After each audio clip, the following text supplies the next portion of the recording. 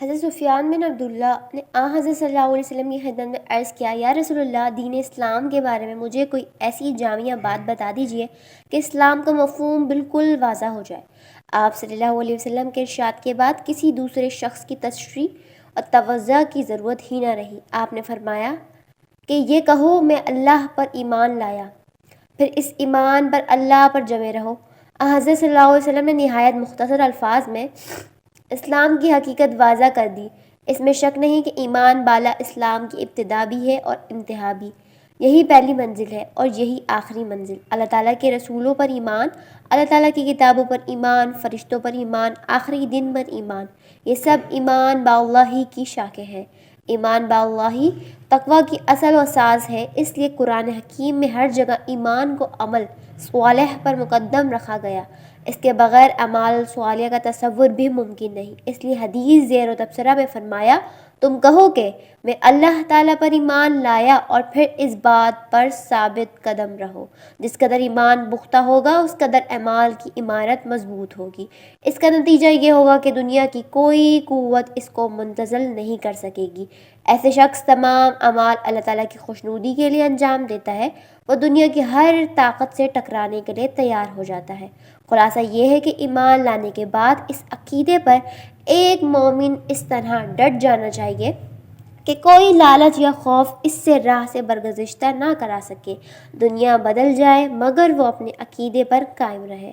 ایسے مضبوط ایمان کی مثال صحابہ کرام رضی اللہ تعالیٰ عنہ کی زندگیوں سے مل سکتی ہے۔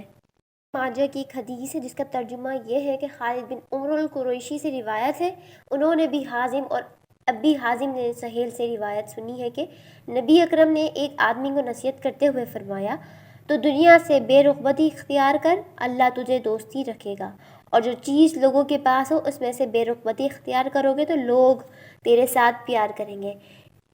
اس حدیث میں بیان کیا گیا ہے کہ اللہ تعالیٰ کی محبت اور دوستی چاہنے والوں کے لیے ضروری ہے کہ وہ دنیا سے دل نہ لگائیں۔ جو شخص چاہے کہ لوگ اس کی دوستی اور محبت کے طلبگار ہوں تو اسے چاہیے کہ لوگوں کے مال و دولت سے بے نیازی اور بے رغبتی کا شیوہ اختیار کرے۔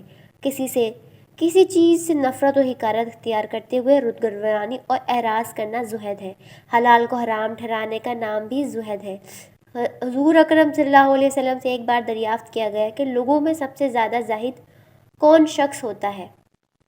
آپ صلی اللہ علیہ وسلم نے فرمایا، جو قبر اور اس کے امتحان کو نہ بھولے، جس نے دنیا کی زینت کو ترک کر دیا، جس نے باقی کو فانی پر ترجیح دی، جس نے آنے والے کل کو اپنی زندگی میں شمار نہ کیا اور اپنے آپ کو فوت شدگان میں شمار کیا۔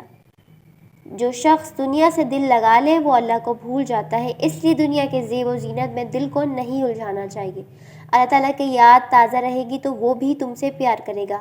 تم اگر بندوں میں محبوب ہونا چاہتے ہو تو ان کے ساتھ جھگڑا نہ کرو۔